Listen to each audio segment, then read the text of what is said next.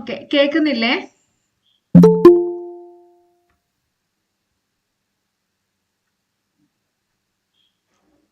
Respond ചെയ്യണേ. Yes ma'am. Okay okay.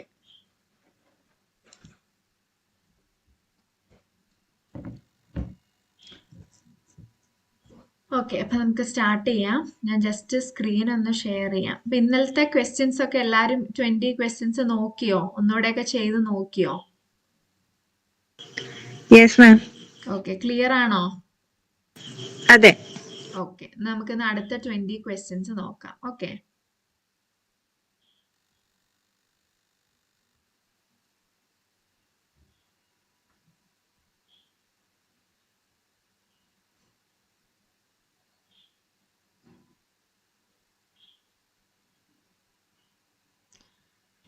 ഞാൻ വൈഫൈയിലാണ്. Current പോവുകയാണെങ്കിൽ കട്ടായി കഴിഞ്ഞാൽ നിങ്ങൾ ലീവ് ചെയ്യണ്ട കേട്ടോ. ഞാൻ അപ്പൊ തന്നെ ജോയിൻ ചെയ്തോളാം. ഓക്കെ. Okay ma'am.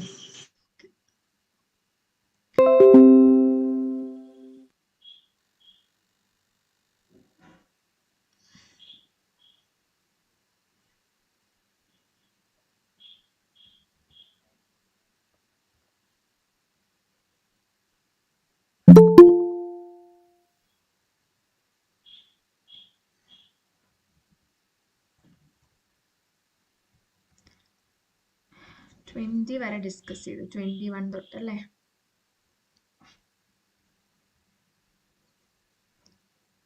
അപ്പം കുറച്ച് ക്വസ്റ്റ്യൻസ് ഇതിനകത്ത് വളരെ എളുപ്പമുള്ളതാണ് കേട്ടോ. ആദ്യത്തെ 21st ക്വസ്റ്റ്യന്, ഇവയിൽ സംരക്ഷിത ബലങ്ങൾ അല്ലാത്തവ ഏവ? ഓക്കെ, ഇവയിൽ സംരക്ഷിത ബലങ്ങൾ അല്ലാത്തവ ഏതാ? അതൊന്നും നമ്മൾ എക്സ്പ്ലെയിൻ ചെയ്യുന്നില്ല, എളുപ്പമുള്ള ക്വസ്റ്റ്യൻസ് ആണ്. ഇനി 22nd ക്വസ്റ്റ്യൻ, ഇലക്ട്രോസ്റ്റാറ്റിക് ബലത്തിനെതിരെ ബാഹ്യബലം ഉപയോഗിച്ചുകൊണ്ട് എയിൽ നിന്ന് ബിയിലേക്ക് ഒരു യൂണിറ്റ് പോസിറ്റീവ് ടെസ്റ്റ് ചാർജിനെ കൊണ്ടുവരാനുള്ള ആവശ്യമായ പ്രവൃത്തിയാണ് എന്താണ്?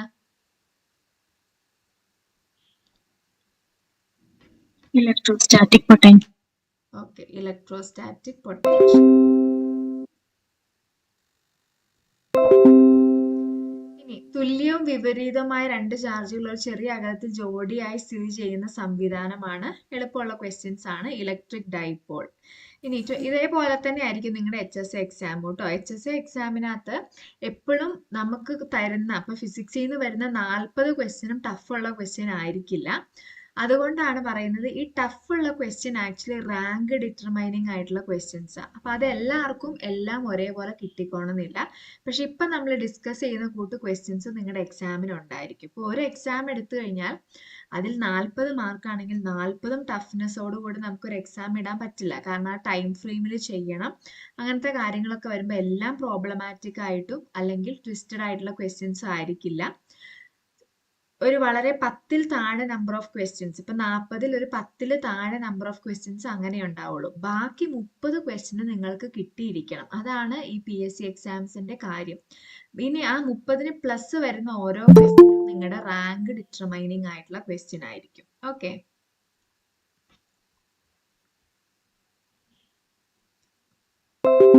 ഇനി 24th ക്വസ്റ്റ്യൻ, ഒരു യൂണിഫോം ഇലക്ട്രിക് ഫീൽഡിലെ ഇലക്ട്രിക് ഡൈപോളിന് എന്തായിരിക്കും? ഫോഴ്സ് 0 ആയിരിക്കും, ടോർക്ക് അനുഭവപ്പെടും അല്ലെ? അപ്പൊ 1ഉം 2ഉം ശരിയാണ്, നമുക്ക് അറിയുന്ന ക്വസ്റ്റ്യൻ ആണ്. ഇനി 25th, ഒരു ഡൈപോളിനെ ഇലക്ട്രിക് ഫീൽഡ് θ1 മൈനസ് θ2 എന്ന് വെച്ച് റൊട്ടേറ്റ് ചെയ്യുവാണെങ്കിൽ വർക്ക് ഡൺ എന്തായിരിക്കും?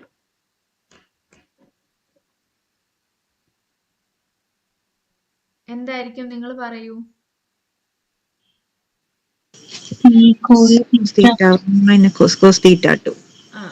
ഡയറക്റ്റ് ഇക്വേഷൻ മാത്രമാണ് ചോദിച്ചിരിക്കുന്നത് കേട്ടോ.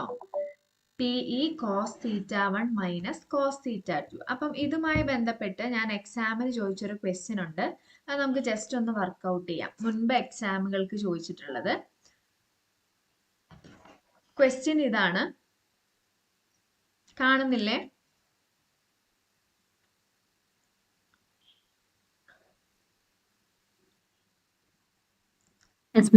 ഓക്കെ, ക്വസ്റ്റ്യൻ ഇതാണ്. Work done in rotating a dipole through 180 degree from electric field direction. From electric field direction. അപ്പൊ ഇങ്ങനെ പറഞ്ഞു കഴിഞ്ഞാൽ നിങ്ങൾ അവിടെ സ്റ്റക്ക് ആവരുത്, കാരണം ഇവിടെ രണ്ട് ആംഗിൾ തന്നിട്ടില്ല. അപ്പോഴേക്ക് നിങ്ങൾ ടെൻഷൻ ആവരുത്. എന്താണ് ചിന്തിക്കേണ്ടത്? ഇലക്ട്രിക് ഫീൽഡ് ഇങ്ങനെയാ കൊടുത്തിരിക്കുന്നത് അല്ലെ. അപ്പൊ നമ്മളോട് ചോദിച്ചിരിക്കുന്നത് ഇലക്ട്രിക് ഫീൽഡിന്റെ ഡയറക്ഷനിൽ നിന്ന് 180 ഡിഗ്രി, അതായത് ഇങ്ങനെ ഇരിക്കുന്ന ഡൈപോളും ഇങ്ങനെ തന്നെ ആയിരിക്കും, അവിടുന്ന് 180 ഡിഗ്രി റൊട്ടേറ്റ് ചെയ്യുകയാണെന്നാണ് അർത്ഥം. അപ്പൊ ഡൈപോൾ ഇലക്ട്രിക് ഫീൽഡിന്റെ ഡയറക്ഷൻ എന്ന് പറയുമ്പോൾ തീറ്റ എത്രയാണ്?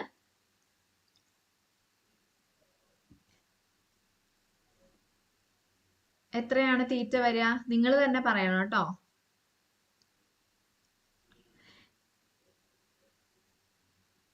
ഈ നമ്മൾ work done is equal to PE cos theta 1 minus cos theta 2 എന്ന് പറയുമ്പോൾ ഈ തീറ്റ എന്താണ്? ഈ ഇലക്ട്രിക് ഫീൽഡുമായിട്ട് ഡൈപോൾ മേക്ക് ചെയ്യുന്ന ആംഗിൾ ആണ് ഈ തീറ്റ എന്ന് പറയുന്നത്.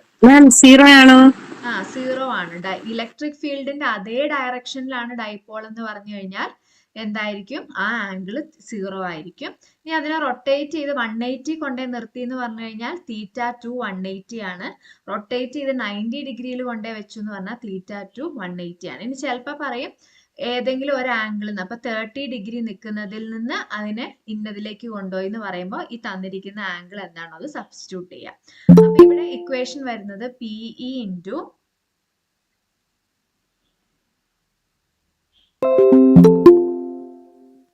നമ്മളെ കറക്റ്റ് ടൈമിൽ നിങ്ങൾ കയറണം, ഇല്ലെങ്കിൽ നമുക്കൊരു ബുദ്ധിമുട്ടാണ്. ഓൾറെഡി ഇരിക്കുന്ന സ്റ്റുഡൻസിന് അത് ഡിഫിക്കൽട്ടാണ്. PE into cos theta 1 minus cos theta 2 എന്ന് വരും അല്ലെ.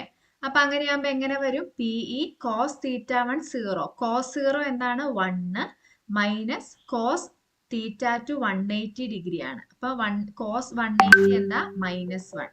അതായത് PE into 1 minus -1 2. Answer 2PE എന്ന് വരും. ക്ലിയർ ആണോ? Yes ma'am.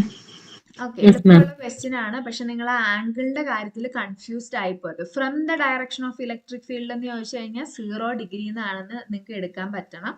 ഓക്കെ, അപ്പൊ ആ ഒരു ഐഡിയ ഉണ്ടായിരിക്കണം. ഇനി അടുത്ത ക്വസ്റ്റ്യൻ നോക്കുക. വൈദ്യുതി പ്രവഹിക്കുമ്പോൾ ഒരു ചാലകം ഉൽപ്പാദിപ്പിക്കുന്ന താപോർജം. അപ്പൊ നമ്മളത് അങ്ങനെ ക്ലാസ്സിൽ അതിലേക്ക് വന്നിട്ടില്ല. H=I²RT ആണ് അല്ലെ. ആ ഇക്വേഷൻ ആണ് ഇവിടെ. വൈദ്യുതി പ്രവഹിക്കുമ്പോൾ ഒരു ചാലകം ഉൽപ്പാദിപ്പിക്കുന്ന താപോർജം H ആണ്. അത് എന്തിനായിരിക്കും? ചാലകത്തിന്റെ പ്രതിരോധത്തിന് നേർ അനുപാതത്തിലാണ്. ഈ ഇക്വേഷൻ യൂസ് ചെയ്തിട്ടാണ് അപ്പം അത് പറയേണ്ടത്. അങ്ങനെ അല്ലാതെ തന്നെ നിങ്ങൾക്ക് നോർമലി ചിന്തിച്ചാൽ ആൻസർ കിട്ടും നമ്മുടെ പ്രാക്ടിക്കൽ നോളജിൽ നിന്ന്. ഈ ഇക്വേഷനെ ബേസ് ചെയ്തിട്ടാണ് അത്. അപ്പൊ അതിലേക്ക് നമ്മൾ പോകുന്നേ ഉള്ളൂ കേട്ടോ. ഇഫക്റ്റ് ഓഫ് ഇലക്ട്രിക് കറണ്ട് എന്ന് പറഞ്ഞിട്ട് ഇനി വരുന്ന അടുത്ത ടേമിലാണ് നമ്മൾ ഉൾപ്പെടുത്തിയിരിക്കുന്നത്. ഓക്കെ, അടുത്ത ക്വസ്റ്റ്യൻ 27th ക്വസ്റ്റ്യൻ നോക്കാം.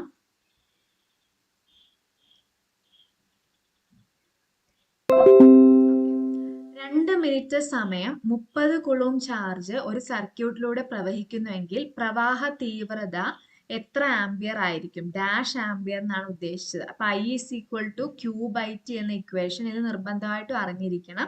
ഇത് സോൾവ് ചെയ്യുമ്പോൾ പോലും വേണ്ട, ഡയറക്റ്റ് ആയിട്ട് അതങ്ങ് സബ്സ്റ്റിറ്റ്യൂട്ട് ചെയ്താൽ മതി. I= ചാർജ് എത്രയാണ്? 30 കുളൂം ബൈ ടൈം ഒന്ന് ശ്രദ്ധിച്ചാൽ മതി. 2 മിനിറ്റ് സ്റ്റാൻഡേർഡ് സെക്കൻഡിലാണ്. അപ്പൊ അത് 120 ആക്കാൻ വേണ്ടി ഓർക്കുക. അത്ര മാത്രമേ അവിടെ ചെയ്യാനുള്ളൂ. ഓക്കെ ആണോ? അടുത്ത ക്വസ്റ്റ്യൻ വളരെ എളുപ്പമുള്ള ക്വസ്റ്റ്യൻ ആണ്. കേവല പൂജ്യത്തിന് അടുത്ത് വരെ തണുപ്പിച്ചാൽ ചില ലോഹങ്ങളുടെ വൈദ്യുത പ്രതിരോധം നിശേഷം നഷ്ടപ്പെടുന്നു. ഈ പ്രതിഭാസത്തെയാണ് നമ്മൾ എന്തെന്ന് വിളിക്കുന്നത്? അതിചാലകത എന്ന് വിളിക്കുന്നത്. സൂപ്പർ കണ്ടക്ടിവിറ്റി ആണ്. അതൊക്കെ നമ്മൾ ഡിസ്കസ് ചെയ്തതാണ്. ഇനി ഒരു ചാലകത്തിലൂടെ വൈദ്യുത പ്രവാഹത്തിന് ഉണ്ടാകുന്ന തടസ്സത്തെ എന്തെന്ന് വിളിക്കുന്നു? എന്താണ്? റെസിസ്റ്റൻസ് എന്നാ പറയുന്നത് അല്ലെ. പ്രതിരോധം എന്ന് വിളിക്കുന്നു. ഒക്കെ നമുക്ക് അറിയാവുന്നതാണ്. എന്തേലും നിങ്ങൾക്ക് ഡൗട്ട് ഉണ്ടെങ്കിൽ ചോദിക്കാം കേട്ടോ. വൈദ്യുത ഊർജത്തിന്റെ വ്യാവസായിക യൂണിറ്റ് എന്താണ്? കിലോ വാട്ട് അവർ. ഓക്കെ, ഇനി ഇവിടെ ഈ ക്വസ്റ്റ്യനിൽ സഫല കപ്പാസിറ്റൻസ് എത്രയാണ്? ഇതിപ്പോ നിങ്ങൾ എന്റെ കൂടെ ചെയ്തോളൂ. നമുക്ക് പെട്ടെന്ന് നിങ്ങൾ ഇതിനകത്ത് ആക്ച്വലി ഈ കപ്പാസിറ്റൻസ് 2 മൈക്രോഫാരഡ് ആണ് കേട്ടോ. ഓരോ കപ്പാസിറ്ററും 2 മൈക്രോഫാരഡ് ആണ്. അപ്പൊ നിങ്ങൾ ഈ ക്വസ്റ്റ്യൻ ഒന്ന് ചെയ്ത് നോക്കിയേ, ഇപ്പം നിങ്ങൾക്ക് കിട്ടുന്നുണ്ടോന്ന്. അപ്പൊ നിങ്ങളുടെ കയ്യിലുള്ള ബുക്കിൽ നിങ്ങൾ ഈ ഫിഗർ വരച്ചിട്ട് ഓരോ കപ്പാസിറ്ററിന്റെയും വാല്യൂ 2 മൈക്രോ ഫാരഡ് ആണെങ്കിൽ ഇഫക്റ്റീവ് കപ്പാസിറ്റൻസ് എന്തായിരിക്കും എന്ന് കണ്ടുപിടിക്കുക. ആക്ച്വലി ഇത് ക്വസ്റ്റ്യനിൽ 2 മൈക്രോ ഫാരഡ് എന്ന് പറയണമായിരുന്നു, പക്ഷെ അത് മിസ് ചെയ്തതാണ് കേട്ടോ.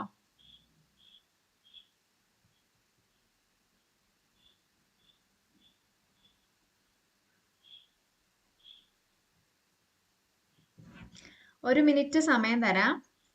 8:15 16 ആവുമ്പോൾ നിങ്ങൾ ആൻസർ പറയണം. അതിന് മുമ്പ് കിട്ടിയാൽ പറയാം കേട്ടോ.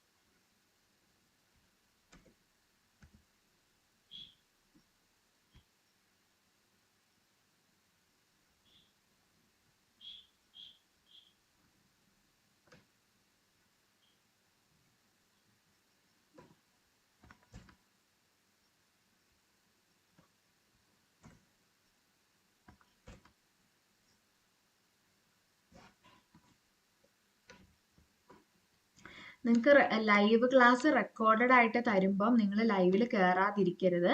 കാരണം ലൈവിൽ കയറി ക്ലാസ് അറ്റൻഡ് ചെയ്യുമ്പോൾ അതിൻ്റെതായ ഒരു മാറ്റം ഉണ്ടായിരിക്കും. കാരണം നിങ്ങൾ റെക്കോർഡഡ് കാണുമ്പോൾ ചിലപ്പോൾ നിങ്ങളുടെ സൈഡിൽ നിന്ന് കുറേ ഡൗട്ടുകൾ ഉണ്ടായിരിക്കും. അപ്പോൾ അത് നിങ്ങൾക്ക് ചോദിക്കാൻ പറ്റില്ല. പക്ഷെ ലൈവിൽ കയറിയാൽ നിങ്ങൾക്ക് അത് ചോദിച്ച് ക്ലിയർ ചെയ്ത് പോകാവുന്നതേ ഉള്ളൂ.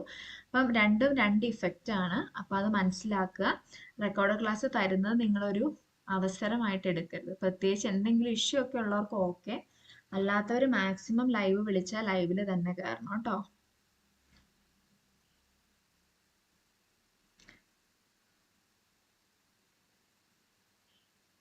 ഓക്കെ, സമയമായില്ലേ? കിട്ടിയോ? ആർക്കെങ്കിലും കിട്ടിയോ ആൻസർ? 2 മൈക്രോ ഫാരഡ് ആണ് വരിക. ഓരോന്നും 2 മൈക്രോ ഫാരഡ് ആണെങ്കിൽ ഇഫക്റ്റീവ് കപ്പാസിറ്റൻസ് എന്താണ്?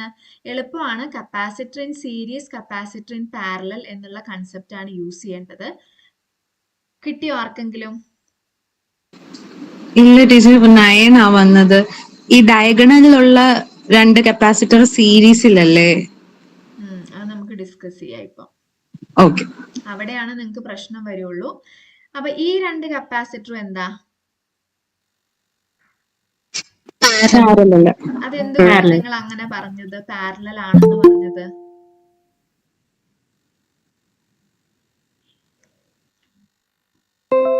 എന്തുകൊണ്ടായിരിക്കും നിങ്ങൾ അങ്ങനെ പറഞ്ഞത് പാരലൽ ആണെന്നുള്ളത്? ഓക്കെ, ഞാൻ പാരലൽ ആണ് സീരീസ് ആണ് എങ്ങനെ തിരിച്ചറിയുന്നത് ജസ്റ്റ് ഒന്ന് പറയാം. അതിനുശേഷം നിങ്ങൾ ഒന്ന് ചെയ്തു നോക്കൂ കേട്ടോ. അപ്പോൾ ഒരു കപ്പാസിറ്റർ സീരീസ് ആവണം എന്നുണ്ടെങ്കിൽ ഇപ്പം തീർച്ചയായിട്ടും ഒരു പ്ലസ്, ഒരു കപ്പാസിറ്റർ, മറ്റൊരു കപ്പാസിറ്റർ, ഇവിടെ മൈനസ്. അപ്പൊ ഒരു കപ്പാസിറ്റർ സീരീസ് ആവണമെങ്കിൽ ഈ പ്ലസ് ജോയിൻ ചെയ്യുന്നത് ഇവിടെ പ്ലസ് വന്നു, ഈ മൈനസ് വരുന്ന ഭാഗം ഇവിടെ മൈനസ് വന്നു. എന്നിട്ട് അപ്പൊ നമുക്കറിയാം 2 ഓപ്പോസിറ്റ് ചാർജ് ആയിരിക്കും കപ്പാസിറ്ററിൽ. അപ്പൊ പ്ലസ് മൈനസ് എന്ന് വരും. അപ്പൊ ഒരു സീരീസ് കണക്ഷൻ ആണെങ്കിൽ എപ്പോഴും എങ്ങനെ പോകും? Plus minus plus minus plus minus plus minus ആ രീതിയിലായിരിക്കും പോകുന്നത്. ക്ലിയർ ആണോ?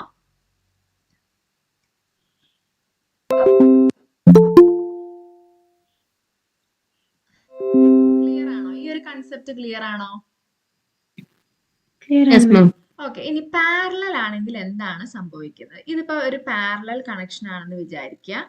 2 കപ്പാസിറ്റർ പാരലലി നമ്മൾ കണക്ട് ചെയ്തു. അപ്പൊ ഇവിടെ എന്താ നോക്കിയേ, ഇത് പ്ലസ് ഇത് മൈനസ് ആയിരിക്കും അല്ലെ? അപ്പൊ ഇവിടെ നോക്കിയേ, ഈ കപ്പാസിറ്ററിന്റെ പ്ലസ് വരുന്നതെല്ലാം മെയിൻ പ്ലസ്സിൽ കണക്റ്റഡ് ആണ്.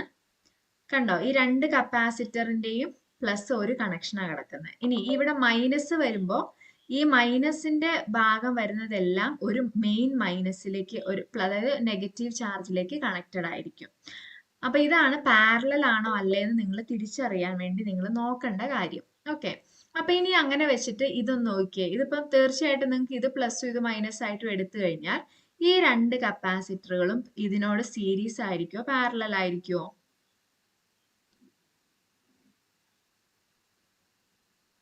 ഇതാണ് മെയിൻ പ്ലസ്, ഇതാണ് മെയിൻ മൈനസ്. അപ്പൊ നോക്കിയേ, ഈ കപ്പാസിറ്ററിന്റെ ഇവിടെ ഈ പ്ലസിലേക്ക് ഡയറക്റ്റ് കണക്ഷൻ കിടക്കുക, പ്ലസ് അല്ലെ. ഇനി ഈ കപ്പാസിറ്ററിന്റെ ഇവിടെ ഡയറക്റ്റ് കണക്ഷൻ കിടക്കുവാണ് മൈനസിലേക്ക്. അപ്പൊ എന്താ, ഓക്കെ, അതേപോലെ നോക്കിക്കോ. ഈ കപ്പാസിറ്ററിന്റെ ഈ ഭാഗം പ്ലസിലേക്ക് ഡയറക്റ്റ് കിടക്കുക, കൺഫ്യൂഷൻ ഇല്ല. അടുത്ത ഭാഗം നോക്കിയേ, അടുത്ത ഭാഗം ഈ കറണ്ട് ബിയിൽ നിന്നുള്ള കറണ്ട് ഇങ്ങനെയും ഇങ്ങനെ സ്പ്ലിറ്റ് ചെയ്തു പോകും അല്ലെ. അപ്പം ഇവിടെ ചാർജ് ഇങ്ങനെ വരുമ്പോ ഇവിടെ നെഗറ്റീവില് കണക്ഷൻ കിടക്കുക. ഇനി ഇവിടെ നോക്കിയേ, ഈ കപ്പാസിറ്റർ നോക്കി കഴിഞ്ഞു കഴിഞ്ഞാല് ഇത് ഡയറക്റ്റ് ഇവിടെ നെഗറ്റീവില് കണക്റ്റഡ് ആണ്. ഇനി ഈ പോസിറ്റീവ് ആയിട്ട് ഡയറക്റ്റ് ഇതിന് കണക്ഷൻ ഉണ്ട്. കിട്ടിയോ? ഐഡിയ കിട്ടിയോ?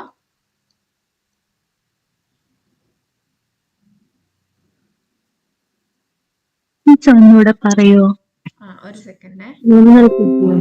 ഓക്കെ, ഇത്രയേ ഉള്ളൂ. നമ്മള് പാരലൽ സീരീസ് ആണോ നിങ്ങൾക്ക് സംശയം വരില്ല, കാരണം നിങ്ങൾക്ക് ഓൾറെഡി കാണുമ്പോൾ അറിയാം. പാരലൽ ആണോ എന്ന് അറിയാൻ വേണ്ടിയിട്ട് മെയിൻ ആയിട്ടുള്ള പ്ലസ് മൈനസ് കണക്ഷനില് ആ സംഭവം കിടക്കുന്നുണ്ടോ, ഇതിന്റെ രണ്ട് അറ്റവും കണക്റ്റഡ് ആണോ എന്ന് മാത്രം നോക്കിയാൽ മതി. അപ്പൊ ഇത് പോസിറ്റീവ് ടെർമിനലും ഇത് നെഗറ്റീവ് ടെർമിനലുമാണ്. മെയിൻ ആയിട്ടുള്ള പോസിറ്റീവ് നെഗറ്റീവ് ടെർമിനൽ ആണ്.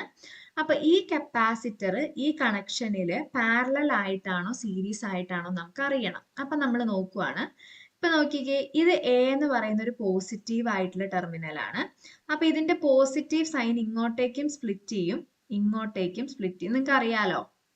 അപ്പൊ ഈ സൈൻ ഇങ്ങനെ പോയിട്ട് എവിടെയാ, അപ്പൊ ഇതിന്റെ ഒരു എൻഡ് പോസിറ്റീവില് ഡയറക്റ്റ്ലി കണക്റ്റഡ് ആണെന്ന് കിട്ടി. ഇനി ഈ ഭാഗത്ത് നോക്കുമ്പോൾ നിങ്ങൾക്കറിയാം ഇതിന്റെ നെഗറ്റീവ് ഇങ്ങോട്ടേക്കും ഉണ്ട് ഇങ്ങോട്ടേക്കും ഉണ്ട് അല്ലെ. അപ്പൊ നോക്കിയേ, ഈ കപ്പാസിറ്ററിന്റെ അടുത്ത എൻഡ് വരുന്നത് ഈ പോയിന്റിലാണ്. അപ്പൊ ഈ പോയിന്റ് ഡയറക്റ്റ് മെയിനുമായിട്ട് കണക്ഷൻ ഉണ്ട്. കിട്ടിയോ?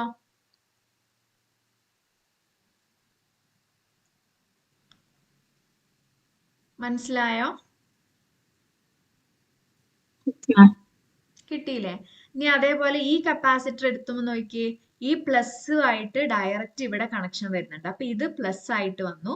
ഇനി ഇതിന്റെ എൻഡ് ഈ നെഗറ്റീവ് ആയിട്ട് കണക്ഷനിൽ കിടക്കുക. അപ്പം ഡയറക്റ്റ് പ്ലസും മൈനസും ആയിട്ട് കണക്ഷൻ ഉണ്ട്. അപ്പൊ നിങ്ങൾ അതുകൊണ്ട് തന്നെയാണ് ഇതിന്റെ കാര്യവും പറയുന്നത്. ഈ രണ്ട് കപ്പാസിറ്റർ പാരലൽ ആണെന്ന് പറയാൻ കാരണം ഇത് ഡയറക്റ്റ് പ്ലസും ആയിട്ട് ഇതിന് കണക്ഷൻ പോവുക. ഈ പ്ലസ് ഇവിടെ ചെല്ലുമ്പോൾ ഇങ്ങനെ ഡിവൈഡ് ചെയ്യും, ഈ മൈനസ് ഇവിടെ ചെല്ലുമ്പോൾ ഇങ്ങനെ ഡിവൈഡ് ചെയ്യും. അപ്പൊ ഇതിനൊക്കെ ഡയറക്റ്റ് കണക്ഷൻ കിടക്കും. അതുകൊണ്ടാണ് നിങ്ങൾ ഇത് പാരലൽ ആണെന്ന് പറയുന്നത്. പക്ഷെ നമുക്ക് കാഴ്ചയിൽ അത് ഡയറക്റ്റ്ലി മനസ്സിലാവുന്നതുകൊണ്ട് അതിൽ നിങ്ങൾക്ക് കൺഫ്യൂഷൻ ഇല്ല. അപ്പൊ ആക്ച്വലി ഈ ഡയഗ്രാം വളരെ സിമ്പിൾ ആയിട്ട്, ഇപ്പൊ നിങ്ങൾ കോംപ്ലിക്കേറ്റഡ് ആയിട്ട് കാണിച്ചേക്കുവാണ്. വളരെ സിമ്പിൾ ആയിട്ടാണെങ്കിൽ ഈ ഡയഗ്രാം നമുക്ക് എങ്ങനെ വരയ്ക്കാൻ പറ്റും? എ എന്ന് പറഞ്ഞൊരു പോയിന്റ്, അതില് ആദ്യത്തെ രണ്ടെണ്ണം ഇങ്ങനെ കണക്ട് ചെയ്ത് വെച്ചിരിക്കുന്നു.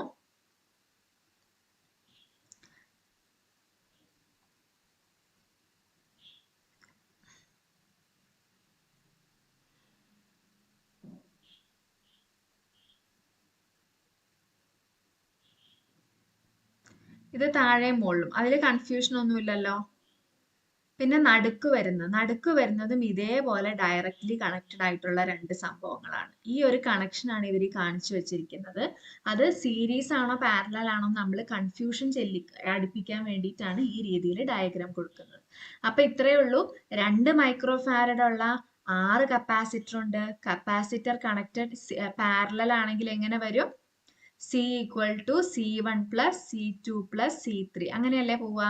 അപ്പൊ ആറിന്റെയും വാല്യൂസ് 2 ആയതുകൊണ്ട് 6 into 2 മൈക്രോ ഫാരഡ്. ആൻസർ എന്ത് വരും? 12 മൈക്രോ ഫാരഡ്. കിട്ടിയോ?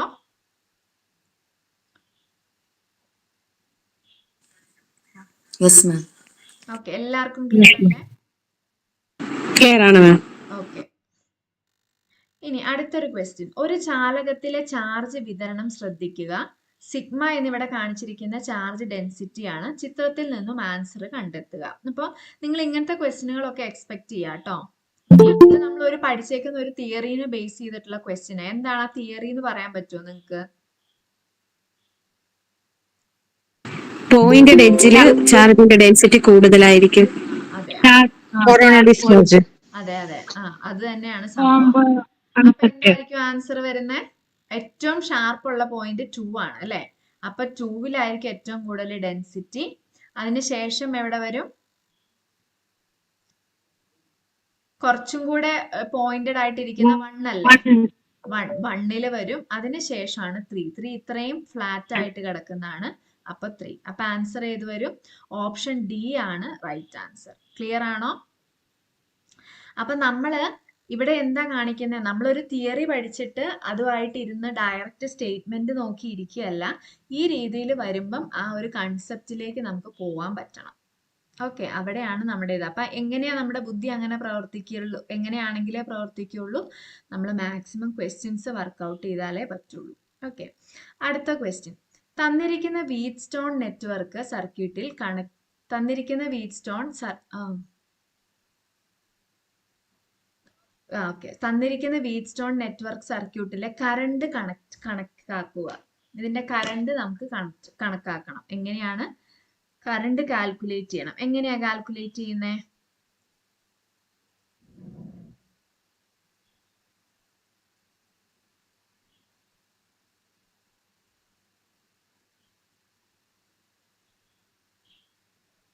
കിട്ടിയായിരുന്നോ നിങ്ങക്ക്?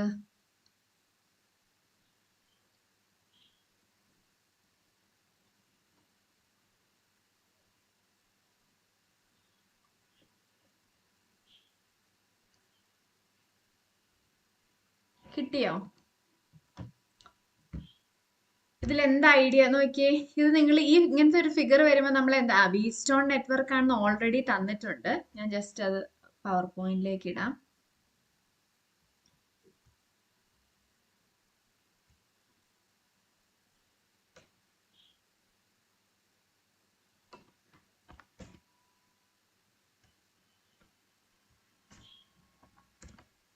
ഓക്കെ, അപ്പൊ ഇങ്ങനെ ഒരു ക്വസ്റ്റ്യൻ നമുക്ക് തന്നു. നമ്മളോട് പറഞ്ഞിരിക്കുന്ന ഈ കണക്ഷനിലെ കറണ്ട് കണക്കാക്കാനാണ് നമ്മളോട് പറഞ്ഞിരിക്കുന്നത്.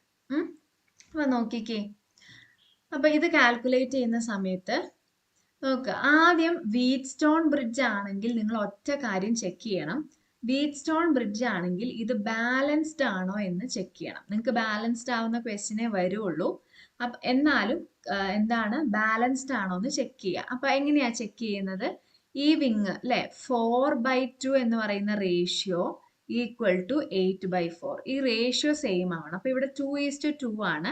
അപ്പൊ ഇത് റേഷ്യോ സെയിം ആയതുകൊണ്ട് ഇത് എന്തായിരിക്കും? ഡിഫ്ലക്ഷൻ ഇല്ലാത്ത, ഇത് ആക്ച്വലി ഒരു ഗാൽവനോമീറ്റർ ആണ്. അത് നിങ്ങൾക്ക് തരാത്തത് അതിന്റെ ഉള്ളിൽ റെസിസ്റ്റൻസിനെ ഡിനോട്ട് ചെയ്യാൻ വേണ്ടി അവർ ആ റെസിസ്റ്റൻസ് കൊടുത്തു എന്നേ ഉള്ളൂ. അപ്പോൾ ഇത് ബാലൻസ്ഡ് ആയിട്ടുള്ള ഒരു ബ്രിഡ്ജ് ആണ് എന്ന് നിങ്ങൾക്ക് മനസ്സിലായി. ക്ലിയർ ആണോ?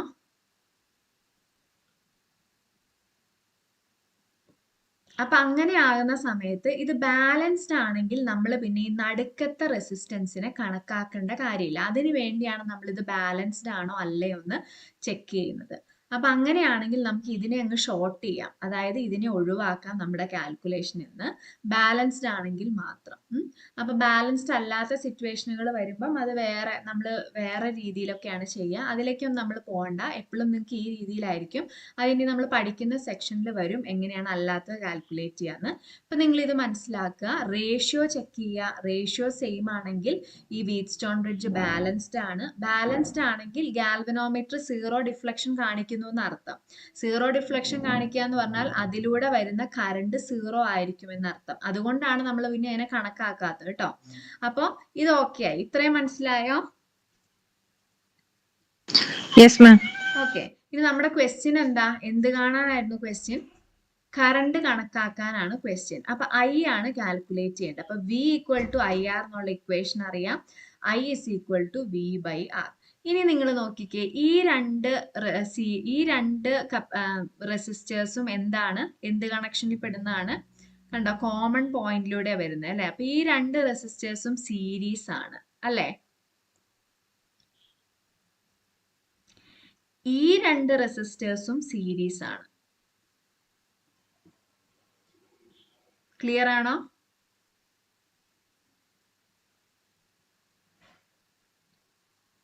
ഈ ഒരു ഭാഗം മാത്രം നോക്കുക. ഈ രണ്ട് റെസിസ്റ്റേഴ്സും സീരീസ് ആണ്, ഈ രണ്ട് റെസിസ്റ്റേഴ്സും സീരീസ് ആണ്. അപ്പൊ ഇഫക്റ്റീവ് റെസിസ്റ്റൻസ് എന്ത് വരും? അപ്പൊ ഈ ഫിഗറിനെ നമുക്ക് എങ്ങനെ മാറ്റി വരയ്ക്കാം? ഒരു 6 ഓം റെസിസ്റ്റൻസും ഒരു ഇവിടെ എത്രയാണ് 12 ഓം റെസിസ്റ്റൻസിനെയും കണക്ട് ചെയ്തിരിക്കുന്നതിന് തുല്യം. എങ്ങനെ കണക്ട് ചെയ്തേക്കുന്നതിന്? പാരലൽ ആയിട്ട് കണക്ട് ചെയ്തേക്കുന്നതിന് തുല്യമാണ്. അപ്പൊ ഇത് എത്രയാണ്? 2 വോൾട്ടിലാണ് ഇത് കണക്ട് ചെയ്തിരിക്കുന്നത്. ഇനി പാരലൽ ആണെങ്കിൽ എങ്ങനെ റെസിസ്റ്റൻസ് കാൽക്കുലേറ്റ് ചെയ്യും? 1/R is equal to 1/6 plus 1/12. അപ്പൊ ഇഫക്റ്റീവ് എങ്ങനെ വരും? 12 പ്ലസ് 6 18/12 ഇൻറ്റു 6 എന്ന് വരും അല്ലെ? അപ്പം കട്ട് ചെയ്ത് കളയാം. 1 18ലാണെങ്കിൽ 3 തവണ. അപ്പൊ ഇങ്ങനെ കട്ട് ചെയ്യുന്ന സമയത്ത് R 1/6 എന്ന് വരും. therefore R is equal to 6 എന്ന് വരും. ഓക്കെ, അപ്പൊ V equal to I equal to V/R ആണല്ലോ. V എത്രയാണ്? 2/6. ആൻസർ എന്താണ് അതിന്റെ? കറക്റ്റ് ആണോ? 0.5. കറക്റ്റ് അല്ലേ ആൻസർ?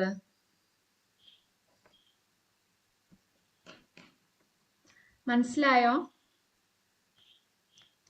ഒന്നുകൂടെ പറയണോ?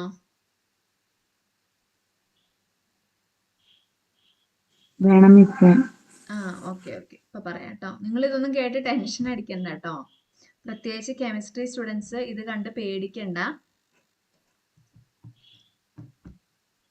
1/3 അല്ലേ മാം വരുന്നുള്ളൂ, 0.5 ആവുന്നില്ലല്ലോ.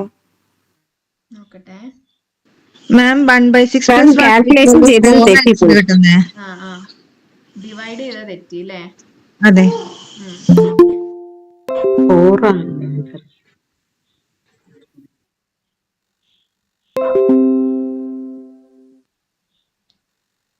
ഓക്കെ, 3നെ ഡിവൈഡ് ചെയ്യുമ്പോ ഇവിടെ by6 അല്ല by4 വരും അല്ലേ? അതല്ലേ എറർ വന്നേ? അതെ അതെ അതെ, 4 ആണ് ആൻസർ കിട്ടുന്നത്. അപ്പൊ 4 ചെയ്താൽ 0.7 അല്ലേ വരിക? ഒന്നുകൂടെ ചെയ്ത് നോക്കാം. അല്ല, 2/4 അല്ലേ? ഞാൻ 3/4 ആണ് ചെയ്ത് നോക്കി. ഓക്കെ, നമുക്ക് ഒന്നുകൂടെ ചെയ്യാം.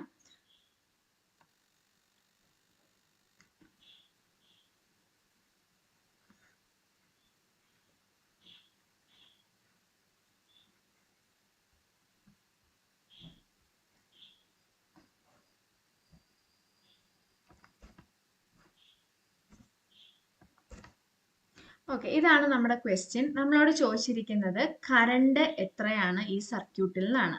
അപ്പൊ ഇത്തരത്തിലുള്ള ഒരു ക്വസ്റ്റ്യൻ വന്നു കഴിഞ്ഞാൽ നമുക്ക് ഇത് വീറ്റ്സ്റ്റോൺ ബ്രിഡ്ജ് ആണെന്ന് ഓൾറെഡി പറഞ്ഞിട്ടുണ്ട്. അപ്പൊ വീറ്റ്സ്റ്റോൺ ബ്രിഡ്ജ് ബാലൻസ്ഡ് ആണോ എന്ന് ആദ്യം ചെക്ക് ചെയ്യണം. അപ്പൊ ബാലൻസ്ഡ് ആണോ നോക്കുന്നത് എങ്ങനെയാ? ആംസിന്റെ റേഷ്യോ ചെയ്താൽ മതി അല്ലെ? 4/2 ഇസ് ഈക്വൽ ടു 8/4. അപ്പൊ ഇത് രണ്ടിന്റെ ആൻസർ 2 ആണ്, റൈറ്റ് ആണ്. അപ്പൊ ഇത് ബാലൻസ്ഡ് ആണ്. അപ്പൊ ബാലൻസ്ഡ് ആകുക എന്ന് വെച്ച് കഴിഞ്ഞാൽ ഈ ഇവിടെ തന്നിരിക്കുന്നത് ഒരു ഗാൽവനോമീറ്ററിൽ ഡിഫ്ലക്ഷൻ ഇല്ല എന്നർത്ഥം. ഗാൽവനോമീറ്റർ എന്ത് മെഷർ ചെയ്യാനുള്ളതാണ്? കറണ്ട് മെഷർ ചെയ്യാനുള്ളതാണ് അല്ലെ? അപ്പൊ ഗാൽവനോമീറ്ററിൽ 0 ഡിഫ്ലക്ഷൻ കാണിക്കുക എന്ന് പറഞ്ഞു കഴിഞ്ഞാൽ ഈ ഭാഗത്തേക്ക് കറണ്ട് പാസ് ചെയ്ത് വരുന്നില്ല എന്നർത്ഥം. അപ്പോൾ കറണ്ട് എന്താണെന്നുള്ള ചോദ്യത്തിന് നമ്മൾ പിന്നെ ഈ ഭാഗം കാൽക്കുലേറ്റ് ചെയ്യണോ?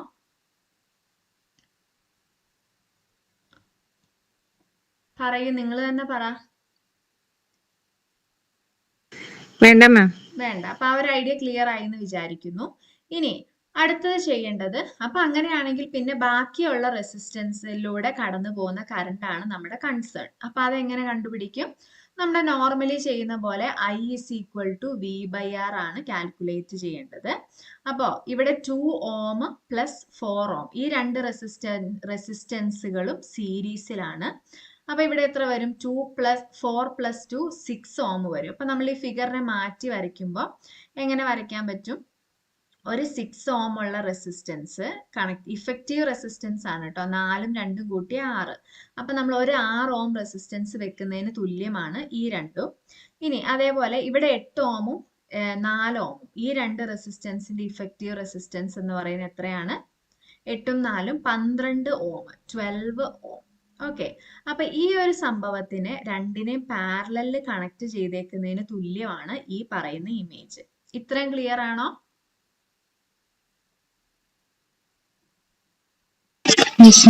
ഓക്കെ, അപ്പൊ ഇപ്പൊ നമ്മുടെ സർക്യൂട്ട് എങ്ങനെ ചെറുതായി, ഇങ്ങനെ ചെറുതായി. ഇനി ഒരു വോൾട്ട് തന്നിട്ടുണ്ട്, 2 റെസിസ്റ്റൻസ് തന്നിട്ടുണ്ട്. എങ്ങനെയാണ് കറണ്ട് കണ്ടുപിടിക്കേണ്ടത്? അപ്പൊ നോക്കിയേ, ഈ 2 റെസിസ്റ്റൻസും പാരലൽ ആണ്. അപ്പൊ അതിന്റെ ഇഫക്റ്റീവ് റെസിസ്റ്റൻസും നമ്മൾ കണ്ടുപിടിക്കണം. പാരലൽ ആണ് റെസിസ്റ്റൻസ് എങ്കിൽ 1/R ഈക്വൽ ടു വെച്ചിട്ടാണ് അല്ലെ. 1/R equal to 1/6 plus 1/12. അപ്പൊ എങ്ങനെ സോൾവ് ചെയ്യും? 12 പ്ലസ് 6/12 ഇൻറ്റു 6. ഇങ്ങനെയാണ് ഇഫക്റ്റീവ് റെസിസ്റ്റൻസ് കാണുക. അപ്പൊ 12 പ്ലസ് 6 18/12 ഇൻറ്റു 6 എന്ന് വരും. അപ്പൊ ഇത് കട്ട് ചെയ്യാൻ എളുപ്പത്തിന് വേണ്ടി ഞാൻ 12 ഇൻറ്റു 6 മൾട്ടിപ്ലൈ ചെയ്ത് എഴുതാത്ത. അപ്പൊ നമുക്ക് പിന്നെയും ടൈം കൺസ്യൂമിങ് ആണ്. അപ്പൊ 6 വെച്ച് ഡിവൈഡ് ചെയ്യുവാണെങ്കിൽ 1 തവണ 6, ഇവിടെ ആണെങ്കിൽ 3 തവണ. ഇനി 3ഉം 12ഉം ഡിവൈഡ് ചെയ്യാൻ പറ്റും 1 തവണ ബൈ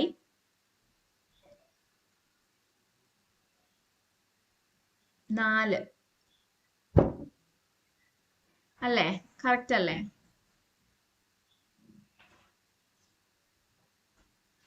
അതെ മാം. ഓക്കെ.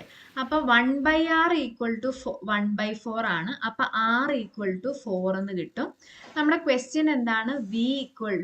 I എന്താണെന്നാണ്. അപ്പൊ I is equal to V/R ആണ് കാൽക്കുലേറ്റ് ചെയ്യേണ്ടത്. V എത്രയാ?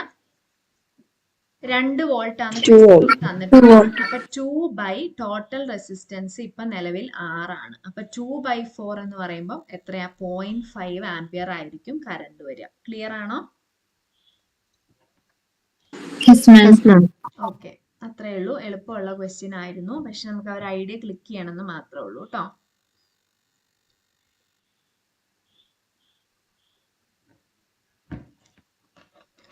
ഓക്കെ,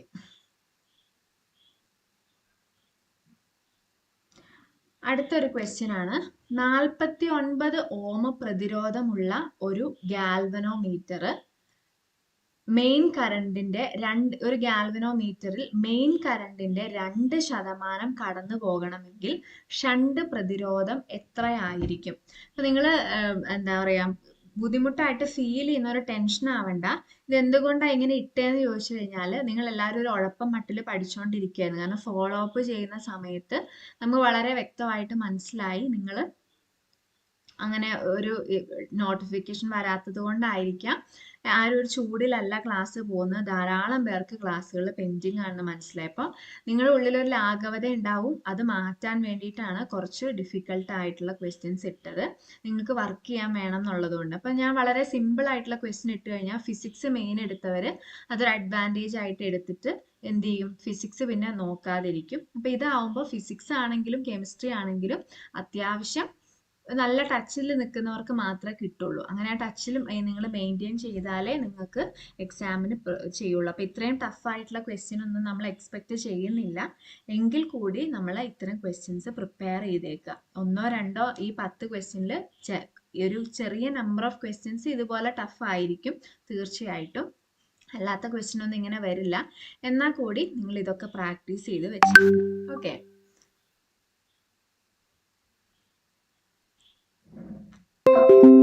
അടുത്ത ക്വസ്റ്റ്യൻ എന്താണെന്ന് കണ്ടല്ലോ. 49 ഓം പ്രതിരോധമുള്ള ഒരു ഗാൽവനോമീറ്ററിൽ മെയിൻ കറണ്ടിന്റെ 2% കടന്നു പോകണമെങ്കിൽ ഷണ്ട് പ്രതിരോധം എത്രയായിരിക്കണം? ഇതൊക്കെ ആക്ച്വലി എളുപ്പമുള്ള ക്വസ്റ്റ്യൻ. നമുക്ക് നോക്കാം. നിങ്ങൾക്ക് ആ ഒരു ഐഡിയ കിട്ടാനുള്ള താമസം മാത്രമേ ഉള്ളൂ കേട്ടോ.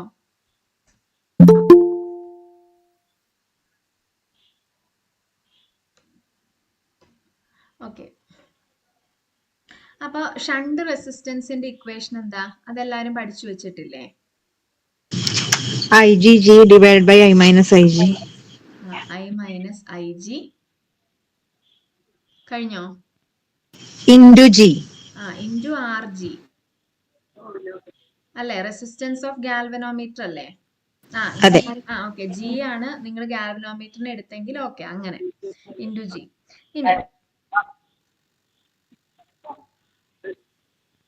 ഇനി ക്വസ്റ്റ്യൻ എന്താണ്? ഈ സംഭവത്തിന് നമുക്ക് RS/RG ഇട്ടൂടെ? RS/RG equal to IG by I minus IG എന്ന് ഇടാം അല്ലേ? ജസ്റ്റ് ഇതിനെ ഇങ്ങോട്ടേക്ക് കൊണ്ടുവന്നു, അത്രേ ചെയ്തിട്ടുള്ളൂ. ഇനി നമ്മുടെ ക്വസ്റ്റ്യൻ ശ്രദ്ധിക്കുക. 40 ആരാണ് മൈക്ക് ഓൺ? നോക്കണേ. ഓക്കെ, അപ്പൊ ആർ ജിയുടെ വാല്യൂ എന്താണെന്ന് നമുക്ക് തന്നിട്ടുണ്ട്. ആർ ജി എന്ന് പറയുന്നത് ഗാൽവനോമീറ്ററിന്റെ റെസിസ്റ്റൻസ് ആണ്. അത് 49 ഓം ആണ്. ഓക്കെ, അപ്പൊ R S by 49 equal to, ഇനി വളരെ എളുപ്പമുള്ള ക്വസ്റ്റ്യൻ ആണ്, നോക്കിയേ. ഗാൽവനോമീറ്ററിലെ മെയിൻ കറണ്ടിന്റെ 2% കടന്നു പോയിരിക്കുന്നത് അല്ലെ. അപ്പൊ മെയിൻ കറണ്ട് എന്ന് പറയുന്നത് ഐ ആയിട്ട് എടുക്കുവാണെങ്കിൽ ഗാൽവനോമീറ്ററിലൂടെ കടന്നു പോയത് എത്രയാ? 2% ഓഫ് ഐ ആയിരിക്കും അല്ലേ? ക്ലിയർ ആണോ? ഗാൽവനോമീറ്ററിലൂടെ പോയ കറണ്ട് മെയിൻ കറണ്ടിന്റെ 2% ആണെന്നാ പറഞ്ഞിരിക്കുന്നത്. അതായത് മെയിൻ കറണ്ട് ഐ ആണെങ്കിൽ ഗാൽവനോമീറ്ററിലൂടെ പോയത് 2/100 ഇൻറ്റു ഐ ആയിരിക്കും അല്ലേ? ഓക്കെ, ഇനി ഐ മെയിൻ കറണ്ട് ആണ്, ഗാൽവനോമീറ്ററിലൂടെ പോയ കറണ്ട് ആണ് ഐ ജി എന്ന് പറയുന്നത്. അപ്പൊ അത് 2% പോയെങ്കിൽ ബാക്കി എത്ര ശതമാനം ആയിരിക്കും ഈ ഐ മൈനസ് ഐ ജി എന്ന് പറഞ്ഞു കഴിഞ്ഞാൽ? മൊത്തം കറണ്ടിന്റെ 2% ഐ ജിയിൽ പോയെങ്കിൽ total current minus I G എത്രയായിരിക്കും? 98%. 98%. അപ്പൊ 98% ഓഫ് ഐ എന്ന് വരും ഇവിടെ. ക്ലിയർ ആണോ? അപ്പൊ എളുപ്പമാണ്, ഐയും ഐയും വെട്ടിക്കളയാം, 100 വെട്ടിക്കളയാം. അപ്പൊ എന്ത് വരും? R S by 49 equal to 2/98 എന്ന് വരും. അപ്പൊ ആർ എസ് ആ നമ്മളോട് ചോദിച്ചേക്കുന്നത്. R S equal to 2/98 into 49 എന്ന് വരും. അപ്പൊ 49 ഇൻറ്റു 2 ആണ് 98. അപ്പൊ 2/2 ഈക്വൽ ടു 1 ഓം എന്ന് വരും. ക്ലിയർ ആണോ? ഇത് ആർക്കെങ്കിലും കിട്ടിയായിരുന്നോ എക്സാമിന്? യെസ് മാം, എനിക്ക് കിട്ടിയായിരുന്നു. ഓക്കെ, അതാരാണ്? നിത്യ. Okay okay. അപ്പൊ അങ്ങനെ അത്രേ ഉള്ളൂ, എളുപ്പമാണ്. ആർക്കെങ്കിലും ഒന്നുകൂടെ എക്സ്പ്ലെയിൻ ചെയ്യണം എന്നുണ്ടോ? ക്ലിയർ ആവാത്ത ആരെങ്കിലും ഉണ്ടോ?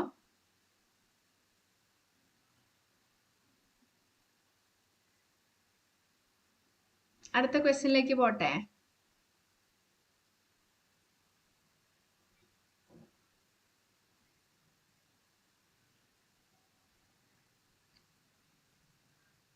ഓക്കെ, അടുത്ത ക്വസ്റ്റ്യൻ. ഒരു ഇലക്ട്രിക് ഡൈപോളിൽ 2 വിപരീത ചാർജുകൾ ഓരോന്നും 0.05 മൈക്രോ കുളൂംബ് 30 മില്ലിമീറ്റർ അകലെ സ്ഥിതി ചെയ്യുന്നുണ്ട്. ഇതൊരു സമാന ഇലക്ട്രിക് ഫീൽഡിൽ, എത്രയാണ് ഇലക്ട്രിക് ഫീൽഡിന്റെ സ്ട്രെങ്ത്? 10⁻⁶ വെച്ചിരിക്കുകയാണെങ്കിൽ ഡൈപോള് അനുഭവിക്കുന്ന പരമാവധി ടോർക്ക് എത്രയാണെന്നാണ് നമ്മുടെ ക്വസ്റ്റ്യൻ. ക്വസ്റ്റ്യൻ ക്ലിയർ ആണോ എല്ലാവർക്കും? സിമ്പിൾ ആയിട്ട് ചോദിക്കുവാണെങ്കിൽ ഇത്രയേ ഉള്ളൂ. ഒരു ഡൈപോൾ ഉണ്ട്, ആ ഡൈപോള് 2 ഡൈപോളിന്റെ ചാർജുകൾ തന്നിട്ടുണ്ട്, അവ തമ്മിലുള്ള ഡിസ്റ്റൻസ് അകലവും തന്നിട്ടുണ്ട്. ഇനി ഇതിനൊരു യൂണിഫോം ഇലക്ട്രിക് ഫീൽഡിൽ വെച്ചു, ഇലക്ട്രിക് ഫീൽഡിന്റെ സ്ട്രെങ്ത്തും തന്നിട്ടുണ്ട്. അങ്ങനെയാണെങ്കിൽ ഡൈപോള് എക്സ്പീരിയൻസ് ചെയ്യുന്ന പരമാവധി ടോർക്ക് എത്രയാണെന്നാണ് ക്വസ്റ്റ്യൻ. എളുപ്പമുള്ള ക്വസ്റ്റ്യൻ ആണ്, നിങ്ങൾക്ക് ചെയ്ത് കാണുമ്പോൾ. ഇത് ആർക്കെല്ലാം കിട്ടിയിരുന്നോ ആൻസർ?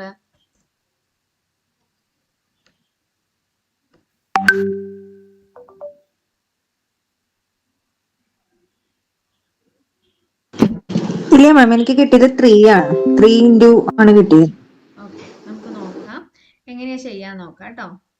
അപ്പൊ നോക്കിയേ, ഒരു ഇലക്ട്രിക് ഡൈപോള്, അതിന് 2 വിപരീത ചാർജുകളുണ്ട്. അപ്പൊ ടോർക്ക് എക്സ്പീരിയൻസ്, ടോർക്കിന്റെ ഇക്വേഷൻ എന്താണ്? ആണോ?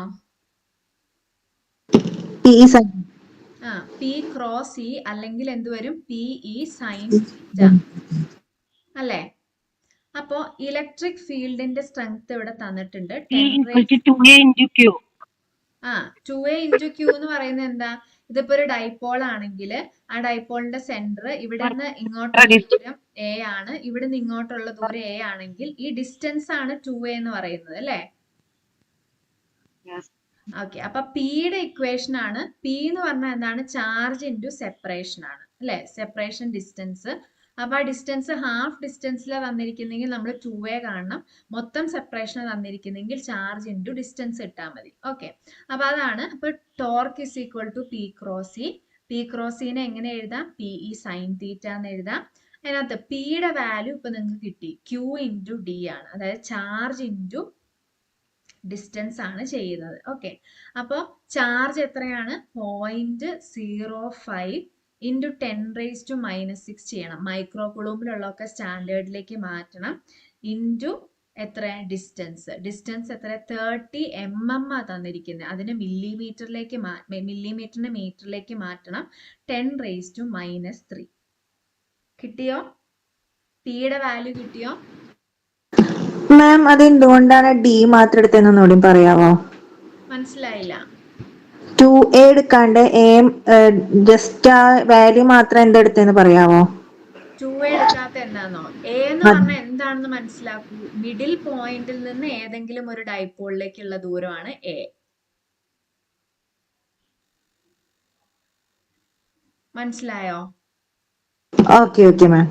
അപ്പൊ നമ്മള് ഡിസ്റ്റൻസ് മൊത്തം 30 mm തന്നിട്ടുണ്ടെങ്കിൽ നമ്മൾ ഡി എടുത്താൽ മതി ഡയറക്റ്റ്. ഇനി അതല്ല, ഈ ഹാഫ് ഡിസ്റ്റൻസ് 15 mm ആണെന്ന് പറഞ്ഞെങ്കിൽ നമ്മൾ എന്ത് ചെയ്യണമായിരുന്നു? 2a ഇൻറ്റു ഡി ചെയ്യണമായിരുന്നു. അപ്പൊ 2a ചെയ്യുമ്പോഴല്ലേ ഈ മൊത്തം ഡിസ്റ്റൻസ് കിട്ടുള്ളൂ. ഓക്കെ മാം, അവിടെയാണ് തെറ്റിയത്. ഓക്കെ, അപ്പൊ വന്ന വാല്യൂലുള്ള മാറ്റമാണ്. ക്ലിയർ ആണോ? ഇത്രയും ക്ലിയർ അല്ലേ? അപ്പൊ നോക്കിയേ, torque is equal to P E sine തീറ്റയാണ്. പി നമുക്ക് കിട്ടി, എത്രയാണ്? 0.05 into 10⁻⁻6 into 30 into 10⁻⁻3. P into D നമുക്ക് കിട്ടി, അതല്ല ക്യൂ ഇൻറ്റു ഡി കിട്ടി, അതായത് പി കിട്ടി. ഇനി ഇ ഇൻറ്റു ഇ മൾട്ടിപ്ലൈ ചെയ്യണം അതിന്റെ കൂടെ. ഇ എത്രയാണ്? 10⁻6 ആണ് ഇ എന്ന് പറയുന്നത്. ഓക്കെ, അപ്പോൾ ഇനി നമുക്കൊരു സൈൻ തീറ്റ ഉണ്ട്. അപ്പൊ ആംഗിൾ ഒന്നും നമുക്ക് തന്നിട്ടില്ല. അപ്പൊ എങ്ങനെ നമ്മൾ ഇത് ഡിറ്റർമൈൻ ചെയ്യും, ഈ സൈൻ തീറ്റയുടെ വാല്യൂ? ആരെങ്കിലും ആ ക്വസ്റ്റ്യൻ വായിച്ചിട്ടൊന്ന് പറഞ്ഞു. പരമാവധി ടോർക്ക് പരമാവധി ടോർക്ക് എന്ന് പറഞ്ഞിട്ടുണ്ട്. പരമാവധി ടോർക്ക് എന്ന് വെച്ച് കഴിഞ്ഞാൽ സൈൻ തീറ്റയുടെ maximum value -1 to minimum -1, maximum 1 ആണ് അല്ലെ. അപ്പൊ പരമാവധി ടോർക്ക് എന്ന് പറയുമ്പോൾ ഈ മൊത്തം വാല്യൂ 1 ആയിരിക്കണം, അതായത് തീറ്റ 90 ആയിരിക്കണം എന്നർത്ഥം. അപ്പൊ അതൊന്നും ഇവിടെ നമ്മൾ ചിന്തിക്കേണ്ട. പരമാവധി ടോർക്ക് എന്ന് പറയുമ്പോൾ ഈ സൈൻ തീറ്റ എന്തായിരിക്കണം? വാല്യൂ 1 ആയിരിക്കണം. ഓക്കെ, അതായത് ആംഗിള് തീറ്റ ആയിരിക്കണം. അപ്പൊ ഈ കേസ് നമുക്ക് പോയി. ഈ സൈൻ തീറ്റ ഇനി നമ്മൾ ബോദർ ചെയ്യേണ്ട, ബാക്കി കാര്യങ്ങൾ നോക്കിയാൽ മതി. ബാക്കി കാര്യങ്ങൾ നോക്കിക്കേ. 10⁻⁻6ഉം 10⁻6ഉം സുഖമായിട്ട് കട്ട് ചെയ്യാം.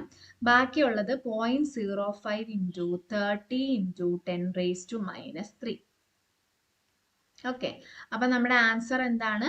ജസ്റ്റ് ഇതൊന്ന് മൾട്ടിപ്ലൈ ചെയ്താൽ മതി അല്ലെ. അപ്പൊ 5 ഇൻറ്റു 3 ചെയ്യുമ്പോൾ തന്നെ എന്ത് വരും? 15 എന്ന റേഞ്ചാ വരിക. എന്നിട്ട് നിങ്ങൾ ഓപ്ഷനിലേക്ക് നോക്കുക. ഈ സമയം വേസ്റ്റ് ചെയ്യണ്ട.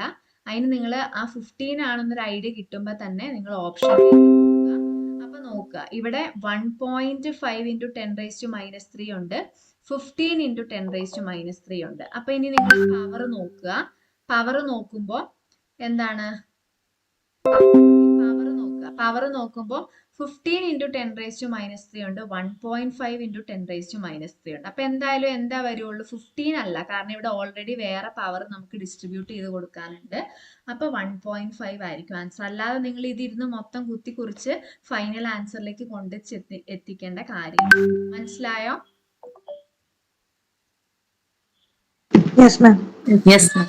ഓക്കെ, അപ്പം എളുപ്പമുള്ള ക്വസ്റ്റ്യൻ ആണ്. ഐഡിയ കിട്ടിക്കാണുന്നു വിചാരിക്കുന്നു. ഇനി ഡൈഇലക്ട്രിക് സ്ഥിരാങ്കം എന്നാൽ എന്ത്? അതൊക്കെ നമ്മൾ എക്സാമിന് ഇട്ടൊരു ക്വസ്റ്റ്യൻ ആണ്. അപ്പൊ അതൊന്നും ആരും തെറ്റിച്ചിട്ടുണ്ടാവില്ല എന്ന് വിചാരിക്കുന്നു. എളുപ്പമുള്ള ക്വസ്റ്റ്യൻ ആണ്.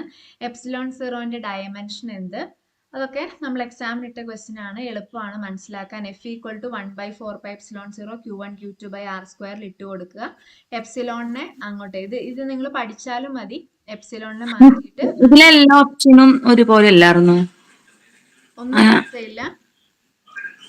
ഇല്ല, ഞാൻ ശരിയാ ശരിയാ. ശരിയാ. ഓക്കെ, അപ്പൊ ഏതായാലും കറക്റ്റ്. അത് സംഭവം ഞാൻ ഒരെണ്ണം ടൈപ്പ് ചെയ്തിട്ട് റേഷ്യോ മാറ്റാൻ വേണ്ടി എഡിറ്റ് ചെയ്യാൻ ഓർത്ത് വിട്ടുപോയതാന്ന് തോന്നുന്നു കേട്ടോ. ഓക്കെ, അപ്പൊ അത് ഏത് എഴുതിയാലും ആൻസർ. അപ്പൊ എളുപ്പമായി അല്ലേ? ഇല്ല മിസ്, അതെനിക്ക് റോങ് എന്നാ കാണിച്ചേക്കണേ ആൻസർ വന്നപ്പോ. അതങ്ങനെ വരുള്ളൂ, കാരണം ഞാൻ ഫസ്റ്റ് ആൻസർ മാത്രല്ലേ കറക്റ്റ് ആയിട്ട് ഇട്ടിട്ടുള്ളൂ. Okay okay. ഓക്കെ, ഇനി ചാർജിന്റെ CGS യൂണിറ്റ് എന്താണ്? ഫ്രാങ്ക്ലിൻ. അതൊക്കെ നമ്മൾ ഡിസ്കസ് ചെയ്ത കാര്യമാണ്. SI യൂണിറ്റ് ആണെങ്കിലോ ചാർജ്. ഓക്കെ, ഇനി ഇലക്ട്രോണിന്റെ ചാർജ് 1.6 × 10⁻⁻19 ആണെങ്കിൽ 1 കുളം ചാർജിൽ എത്ര ഇലക്ട്രോൺ ഉണ്ടായിരിക്കും? അപ്പൊ അത് വളരെ എളുപ്പമാണ്. എന്താണ്? Q = Ne, N = Q/E. അതങ്ങ് ചെയ്താൽ മതി, വേറൊന്നുമില്ല. എളുപ്പമുള്ളതാണ്. എല്ലാവർക്കും കിട്ടിയില്ലേ ആൻസർ? Yes ma'am. ഓക്കെ, ഇനി 40ാമത്തെ ക്വസ്റ്റ്യൻ ആണുള്ളത്. 40ാമത്തെ ക്വസ്റ്റ്യൻ എന്താണ്? ഒരു വാക്വത്തിൽ വെച്ചിരിക്കുന്ന രണ്ട് ചാർജുകൾക്കിടയിൽ ഒരു ഡൈഇലക്ട്രിക് മീഡിയം വെച്ചിരിക്കുന്നു. അങ്ങനെയാണെങ്കിൽ ആ ചാർജുകൾക്കിടയിലെ ബലത്തിന് എന്താ സംഭവിക്കുക?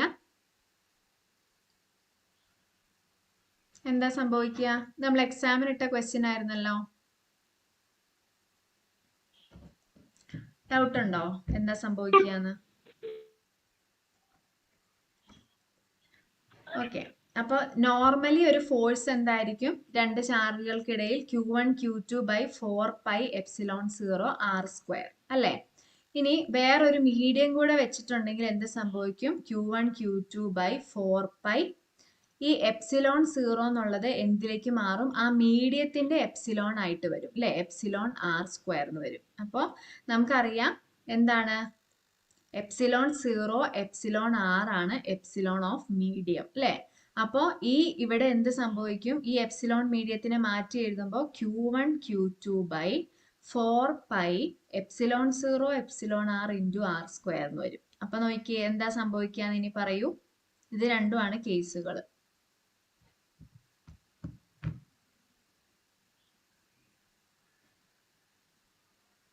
ഈ ഒരു വാല്യൂ ആ വാല്യൂല് പിന്നെയും ഒരു ഡിവിഷൻ സംഭവിക്കുക ചെയ്തിരിക്കുന്നത്, അല്ലെ? ഡിവൈഡഡ് ബൈ ആവുമ്പോ മെയിൻ വാല്യൂവിനെ അത് എന്ത് ചെയ്യും? കുറയ്ക്കും. എന്താ സംശയം? ഡൗട്ട് ഉണ്ടോ?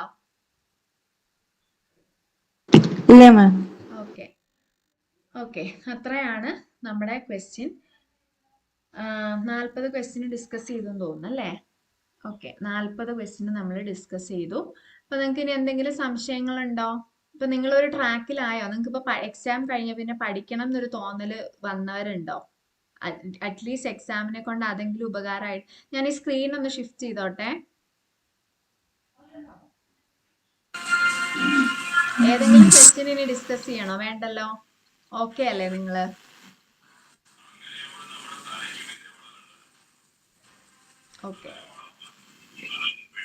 ഓക്കെ, അപ്പം ഈ എക്സാം കഴിഞ്ഞതിന് ശേഷം ഒന്ന് പഠിക്കണം എന്ന് ഫീൽ ചെയ്ത ആരെങ്കിലും ഉണ്ടോ? ഇതിന് ശേഷം അറ്റ്ലീസ്റ്റ് ഇതുവരെ ഒരു ഉഴപ്പം മോഡിലായിരുന്നു, പക്ഷെ ഇനിയെങ്കിലും പഠിക്കണം എന്നൊരു ഫീലിങ്സ് കിട്ടിയിട്ടുണ്ടോ നിങ്ങൾക്ക് എക്സാം കൊണ്ട്? ഓക്കെ, അപ്പൊ ഇനി നിങ്ങൾ ശ്രദ്ധിക്കേണ്ടത് ആ ഒരു ഫയർ എപ്പോഴും മനസ്സിൽ വെക്കുക. പിന്നെ ഡെസ്പ് ആവരുത്. അതായത് കെമിസ്ട്രിക്കാർക്ക്, ഇപ്പൊ ഫിസിക്സുകാർക്ക് കെമിസ്ട്രി എന്ന് പറയുന്നത് പോലെ തന്നെ നമുക്ക് ഒത്തിരി കാലമായിട്ട് കെമിസ്ട്രി ആയിട്ട് ടച്ച് ഇല്ല. അപ്പൊ ഈവൻ അതിനകത്ത് അധികം പ്രോബ്ലം ഇല്ല, മെമ്മറൈസ് ചെയ്യുകയാണെങ്കിൽ കൂടി ഫിസിക്സുകാർക്ക് അത് ബുദ്ധിമുട്ടായിട്ട് ഫീൽ ചെയ്യും. ആ സമയം കെമിസ്ട്രിക്കാരൻ ചിന്തിക്കേണ്ടത് എങ്ങനെയാണ്? നിങ്ങൾക്ക് ഫിസിക്സുമായിട്ട് അധികം ബന്ധമില്ലാതെ ഇരുന്നുകൊണ്ട് പ്രോബ്ലംസ് ഒക്കെ ഒരു ഇച്ചിരി ബുദ്ധിമുട്ടായിട്ട് ഫീൽ ചെയ്യുന്നത്, അത് എങ്ങനെ നമുക്ക് മാറ്റിയെടുക്കാം? നമ്മൾ കൺസിസ്റ്റന്റ് ആയിട്ട് വർക്ക് ചെയ്യുക. അപ്പൊ ഇന്നൊരു ദിവസം വർക്ക് ചെയ്തു, ഒരാഴ്ച ഫിസിക്സ് നോക്കിയില്ല, അടുത്ത ദിവസത്തേക്കാ പോകുന്നതെങ്കിൽ നിങ്ങൾക്ക് അത് ഗുണപ്പെടില്ല. എല്ലാ ദിവസവും കൺസിസ്റ്റന്റ് ആയിട്ട് ഒരു 20 മിനിറ്റ് ആണെങ്കിൽ 20 മിനിറ്റ്, 15 മിനിറ്റ് ആണെങ്കിൽ 15 മിനിറ്റ്, എല്ലാ ദിവസവും ഗ്യാപ്പ് ഇല്ലാതെ ഈ ഫിസിക്സും കെമിസ്ട്രിയും 15 മിനിറ്റ് എങ്കിലും 15 മിനിറ്റ് നിങ്ങൾ ചെയ്തു നോക്കുക. അപ്പൊ അങ്ങനെ ചെയ്താൽ മാത്രമേ നമുക്ക് ആ സബ്ജക്റ്റിൽ ടച്ചിൽ നിൽക്കുള്ളൂ. നമ്മൾ പഠിക്കുന്ന ഇപ്പൊ നിങ്ങൾക്ക് ഈ ലൈവ് ക്ലാസ്സിൽ കുറച്ച് കൺസെപ്റ്റ് കിട്ടിയിട്ടുണ്ടായിരിക്കും. അപ്പൊ പാരലൽ എങ്ങനെയാണ് ചെക്ക് ചെയ്യാന്നൊക്കെ നിങ്ങൾക്ക് ഇപ്പൊ നല്ല ക്ലിയർ ആയിട്ടുണ്ടായിരിക്കും. പക്ഷെ നിങ്ങൾ ഇന്ന് അത് ഒന്ന് പോയി നോക്കി എല്ലാം ഓക്കെ അല്ലേ, ഈ 20 ക്വസ്റ്റ്യൻ എനിക്ക് ചെയ്യാൻ കിട്ടുന്നുണ്ടോ എന്നൊക്കെ നോക്കാതെ നിങ്ങൾ അത് അവിടെ എടുത്തു വെച്ചിട്ടുണ്ടെങ്കിൽ അത് കഴിഞ്ഞിട്ട് നിങ്ങൾ ഒരാഴ്ച കഴിഞ്ഞാൽ അടുത്ത എക്സാമിന്റെ സമയത്ത് നോക്കുമ്പോൾ ഒരു വേഗ് ഐഡിയ നിങ്ങൾക്ക് കാണുള്ളൂ. അതാണ് റിവിഷന്റെ പവർ എന്ന് പറയുന്നത്. അപ്പോൾ എപ്പോഴും നല്ല റാങ്കിൽ കയറി വരുന്ന ഒരു ബുദ്ധി കൂടിയവരല്ല, ഹാർഡ് വർക്ക് ചെയ്ത്. എങ്ങനെ ഹാർഡ് വർക്ക് ചെയ്യുന്നവരാ? ഇഫക്റ്റീവ് ആയിട്ട് നല്ല എന്താ പറയാ നല്ലൊരു സ്റ്റഡി സ്ട്രാറ്റജി വെച്ച് വർക്ക് ചെയ്യുന്നവരാണ് നന്നായിട്ട് കയറി വരുള്ളൂ. ഓക്കെ, അപ്പോൾ അത് എപ്പോഴും മനസ്സിലുണ്ടാവുക. ബുദ്ധി, ഇന്റലിജൻസ്, നമുക്ക് ഇന്റലിജൻസ് ഇല്ല എന്ന് പറയത്തില്ല, നമ്മളെല്ലാവരും PGയും ഡിഗ്രിയും ഒക്കെ കഴിഞ്ഞവരാണ്. അപ്പോൾ നമ്മുടെ ഭാഗത്ത് നിന്ന് ഇഫോർട്ട് വരാത്തതിൻ്റെയാണ് നിങ്ങൾക്ക് സബ്ജക്റ്റ് ടഫായിട്ട് ഫീൽ ചെയ്യുന്നുണ്ടെങ്കിൽ തന്നെ വരുന്നത്. ഓക്കെ, അപ്പോൾ അത് മനസ്സിലാക്കുക, നന്നായിട്ട് വർക്ക് ചെയ്യാം. അപ്പോൾ എനിക്ക് തോന്നുന്നു നിത്യയാണ് ടോപ്പിൽ നിൽക്കുന്നത് അല്ലേ? അപ്പോൾ നിത്യക്ക് ഈ ഫിസിക്സിലെ കുറച്ച് എററും കൂടെ ഒന്ന് ഓക്കെ ആക്കി കഴിഞ്ഞാൽ അത്യാവശ്യം കുറച്ചുകൂടെ മാർക്ക് കയറുമായിരിക്കും. 80+ വരില്ലേ?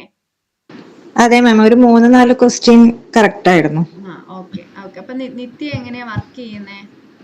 എല്ലാ ദിവസവും ക്ലാസ്സസും കാണും. നിത്യ നമ്മുടെ ഓൾഡ് സ്റ്റുഡന്റ് ആണ്, നമ്മുടെ സെറ്റിൽ ഉണ്ടായിരുന്ന സ്റ്റുഡന്റ് ആണ്. അപ്പൊ നിത്യയുടെ സ്റ്റഡി പാറ്റേൺ എനിക്കറിയാം, എന്നാലും ജസ്റ്റ് മറ്റുള്ളവരുമായിട്ടൊന്ന് ഷെയർ ചെയ്യും. കുറച്ച് പേരേ ഉള്ളൂ, 24 പേർക്ക് ഇത് വേണമെന്ന് ഞാൻ വിചാരിക്കുന്നു. അപ്പൊ ജസ്റ്റ് ഒന്ന് ഷെയർ ചെയ്ത് നോക്കിയേ.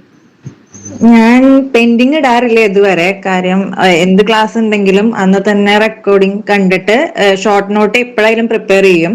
ഈ പറഞ്ഞ പോലെ ഒരു ഫോർമുല ബുക്ക് കീപ്പ് ചെയ്തിട്ടുണ്ട്.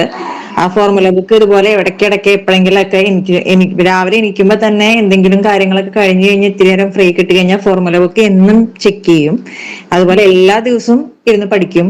ഞാൻ ബ്രേക്ക് എടുക്കാറില്ല. ഇപ്പൊ നമ്മൾ എവിടേക്കെങ്കിലും പോവുകയാണെങ്കിൽ തന്നെയും കുറച്ച് കയ്യിൽ സാധനങ്ങൾ കീപ്പ് ചെയ്തിട്ട് എവിടെയെങ്കിലും പോവുകയാണെങ്കിൽ തന്നെ അവിടെ ഒരു ഫ്രീ ടൈം കിട്ടിക്കഴിഞ്ഞാൽ ഇതിരുന്ന് നോക്കാറുണ്ട്. ഓക്കെ, അപ്പൊ നിങ്ങൾ കണ്ടോ, വളരെ ഇപ്പം നോട്ടിഫിക്കേഷൻ ഒന്നും വന്നിട്ടില്ലെങ്കിൽ കൂടി നിത്യ ആ ഒരു ഇഫേർട്ട് എടുക്കുന്നതിന്റെ ഇത് അതിനകത്ത് കാണാനുണ്ട്. അപ്പൊ നിങ്ങൾ ഒരു കാര്യം ഓർക്കുക, നമുക്ക് ഇനി സമയമുണ്ട്. നിത്യേനെ അടുത്ത പ്രാവശ്യം നമുക്ക് പൊട്ടിക്കാം, എല്ലാരും കൂടെ ഉന്മേഷത്തോടുകൂടെ നിന്ന് കഴിഞ്ഞാൽ.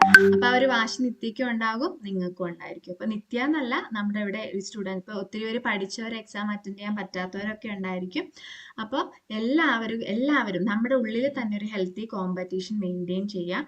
ഓരോ എക്സാം കഴിയുമ്പോഴും നിങ്ങൾക്ക് തെറ്റുന്ന എററുകളൊക്കെ ടീച്ചേഴ്സിനോട് ചോദിച്ച് ക്ലിയർ ചെയ്യുക. പേഴ്സണലി ഒക്കെ ചോദിച്ച് ക്ലിയർ ചെയ്യുക. എന്തെങ്കിലും ഒരു ഡിലേ വന്നിട്ടുണ്ടെങ്കിൽ നിങ്ങൾ ഒന്നുകൂടെ ഒന്ന് ഓർമ്മിപ്പിച്ചാൽ മതി, അവർ ഹെൽപ്പ് ചെയ്യും നിങ്ങളെ. അപ്പം അതൊരു നല്ല രീതിയിൽ പഠിത്തം കൊണ്ടുപോകും. അപ്പം നമ്മൾ നോട്ടിഫിക്കേഷൻ വരാൻ നോക്കി നിൽക്കരുത്. കാരണം അതിനു മുമ്പേ ഇപ്പോഴേ ഒത്തിരി മുന്നേ കോച്ചിങ് സ്റ്റാർട്ട് ചെയ്ത സ്റ്റുഡൻസ് ഉണ്ട്. അപ്പം അവരൊക്കെ ഇപ്പോൾ ഓൾറെഡി പഠിച്ചു കഴിഞ്ഞിട്ടുണ്ടായിരിക്കും അല്ലേ? അപ്പോഴും നമ്മൾ അവരെ വെച്ച് നോക്കുമ്പോൾ നമ്മൾ ലേറ്റ് ആണ്. അപ്പം അവരും നമ്മുടെ കൂടെ മത്സരിക്കുന്നവരാണ്. അപ്പം ഇനിയുള്ള സമയം നിങ്ങൾ നന്നായിട്ട് ഇഫക്റ്റീവായിട്ട് യൂസ് ചെയ്യുക. ഞാൻ പറഞ്ഞു, എല്ലാ ദിവസവും വർക്ക് ചെയ്താൽ നമുക്ക് ഒറ്റയടിക്ക് ബേർഡൻ എടുത്ത് പഠിക്കേണ്ട. എല്ലാ ദിവസവും വർക്ക് ചെയ്താൽ ഒരു മിനിമം സമയം കൊടുത്താൽ മതിയായിരിക്കും. ഒരു മണിക്കൂർ, 1/4 മണിക്കൂറൊക്കെ കൊടുത്താൽ മതിയായിരിക്കും. ഇല്ലെങ്കിൽ നമ്മൾക്ക് പിന്നെ ഇപ്പോൾ ഒരു ദിവസം, ഒരു വീക്കിലെ മുഴുവൻ ക്ലാസ് ശനിയാഴ്ച ഇരുന്ന് കാണാനിരിക്കുന്ന ഒരാളാണെങ്കിൽ എത്ര സമയം വേണം? നമുക്ക് ബോറടിക്കും, നമുക്കത് കംപ്ലീറ്റ് ചെയ്യാൻ പറ്റില്ല. അപ്പോൾ എല്ലാ സമയമാണെങ്കിൽ, അപ്പോൾ slow and steady wins a race എന്ന് പറയുന്നത് വളരെ കറക്റ്റാണ്. അത് എക്സ്പീരിയൻസ് ചെയ്യണം നിങ്ങൾ. നമ്മൾ എപ്പോഴും യൂണിവേഴ്സിറ്റി എക്സാം ഒക്കെ നമ്മൾ എങ്ങനെയാണ് ചെയ്യുന്നത്? എക്സാമിൻ്റെ തലേന്ന് അല്ലെങ്കിൽ ഒരു 10 ദിവസം സ്റ്റഡി ലീവിന് എല്ലാം കൂടെ അടച്ചു കൂട്ടി പഠിക്കും. കുറച്ച് ക്വസ്റ്റ്യൻ പേപ്പർ മാത്രം നോക്കിയിട്ട് പോകും, നമ്മൾ ജയിക്കും. പക്ഷെ അങ്ങനെയല്ല. ഇത് നമ്മൾ ജയിച്ചോ, ഞാൻ കട്ട് ഓഫ് കയറി എന്ന് പറഞ്ഞ് നമുക്കിത് പൊക്കി പിടിച്ച് എല്ലാവരെയും കാണിക്കാൻ പറ്റില്ല. പക്ഷെ നമ്മൾ പഠിച്ചു, നമ്മൾ ആത്മാർത്ഥമായിട്ട് പഠിച്ചു, അല്ലെങ്കിൽ നമ്മൾ 6 മാസം ബാക്കിയുള്ള കാര്യത്തിൽ നിന്ന് വിട്ടുനിന്ന് പഠിച്ചതിന് ഒരു റിസൾട്ട് കിട്ടണമെന്നുണ്ടെങ്കിൽ നമ്മൾ ആ റാങ്ക് ലിസ്റ്റിൽ ഇടം പിടിച്ചിരിക്കണം. ഞാൻ പറഞ്ഞു അല്ലേ, ഇപ്പം നമ്മളൊരു KSRTC ബസ്സിൽ കയറി കഴിഞ്ഞാൽ അതിന്റെ പുറകിൽ തൂങ്ങി നിന്ന് ഞാൻ ആ ബസ് എനിക്ക് എത്തേണ്ടവിടം വരെ എത്താൻ പറ്റുമെന്ന് ടെൻഷൻ അടിച്ച് നമ്മൾ അവിടെ നിൽക്കണം. അതിൻ്റെ ഇടയ്ക്ക് ചിലപ്പോൾ നമ്മൾ എപ്പോഴേലും ചാടിപ്പോവാം. അതാണ് റാങ്ക് ലിസ്റ്റിൽ ഏറ്റവും പുറകിൽ വന്നാലുള്ള കുഴപ്പം. നമ്മൾ അതിനകത്ത് ഉണ്ട് താനും, എന്നാൽ നമുക്കൊന്നും കിട്ടത്തുമില്ല, വഴിക്ക് വെച്ച് നമ്മൾ ഒഴിവായി പോവുകയും ചെയ്യും. അപ്പം ആ ഒരു അവസ്ഥ ഭയങ്കര ടെൻഷനാണ്. ഇനി ഒരു 3 വർഷം, ഇത് കഴിഞ്ഞാൽ ഒരു 3-4 വർഷം കഴിഞ്ഞാലേ ഈ ഒരു എക്സാം വിളിക്കുള്ളൂ. അപ്പോഴേക്കും എത്ര പേര് ഏജ് ബാർ കടന്നു പോകുന്നൊക്കെ ആലോചിക്കുക. നന്നായിട്ട് പഠിച്ച് നന്നായിട്ട് ഇപ്പം നിൽക്കുന്നവരാണേലും എനിക്ക് ഒരു ചാൻസ് ഉണ്ടെന്ന് വിചാരിക്കുന്നവരാണെങ്കിൽ കൂടി അവർക്ക് ആ ഗ്യാപ്പ് അത്രയും വന്നു കഴിയുമ്പോൾ നിങ്ങളുടെ പഠിത്തം നിങ്ങളിൽ നിന്ന് പോകും. അപ്പം അതിനുള്ള ഇൻട്രസ്റ്റ് പോകും. അപ്പം നിങ്ങൾ ഇപ്പം ഇടുന്ന ഇഫോർട്ടിൻ്റെ ഇരട്ടി ഇഫോർട്ട് ഇടേണ്ടി വരും. അപ്പം നമുക്കിപ്പം നല്ല സമയമാണ്, ഒന്നും ലേറ്റ് അല്ല. ഇന്ന് ബെസ്റ്റ് ടൈമാണ്. പിന്നെ ക്ലാസ് കഴിഞ്ഞ് നിങ്ങൾ ഫുഡൊക്കെ കഴിക്കണമെങ്കിൽ അതൊക്കെ ചെയ്ത് കാര്യങ്ങളൊക്കെ ചെയ്ത് പഠിത്തത്തിലേക്ക് പോവാം. ഓക്കെ, അപ്പൊ നമുക്ക് വൈൻഡ് അപ്പ് ചെയ്താലോ? Thank you ma'am. ഓക്കെ, അപ്പൊ നിങ്ങൾ മോട്ടിവേറ്റഡ് ആയിട്ട് നിൽക്കുക കേട്ടോ. സ്ഥിരം ഈ ഒരു കോച്ചിങ്ങിന്റെ ഫുൾ ടൈമില് എക്സാമിന്റെ അന്ന് നമ്മൾ ഹാളിൽ പോകുന്നതല്ല, ഈവൻ ആഫ്റ്റർ ദാറ്റ് നല്ല മോട്ടിവേറ്റഡ് ആയിട്ടിരിക്കണം. ഇടയ്ക്ക് വെച്ച് സ്ലിപ്പായി പോയാൽ നിങ്ങൾക്ക് ടീച്ചേഴ്സ് ഉണ്ട്, അവരെ കോണ്ടാക്ട് ചെയ്യുക, ആ ഒരു മോട്ടിവേഷൻ വീണ്ടെടുക്കുക. അപ്പം നമുക്കൊരു ഇന്റേണലി മോട്ടിവേഷൻ ഉണ്ടെങ്കിൽ ഇതിൻ്റെ ഒന്നും ആവശ്യമില്ല. പക്ഷെ അങ്ങനെ അല്ലാത്ത സാഹചര്യങ്ങൾ വരും, നമ്മൾ മനുഷ്യരാണ്. അപ്പോൾ ടീച്ചേഴ്സിന്റെ ഗൈഡൻസ് എടുത്ത് ഈ ഒരു എയിമിൽ നിങ്ങൾ കോൺസ്റ്റന്റ് ആയിട്ട് നിൽക്കുക. ഓക്കെ, അപ്പം എല്ലാവർക്കും all the very best. Good night.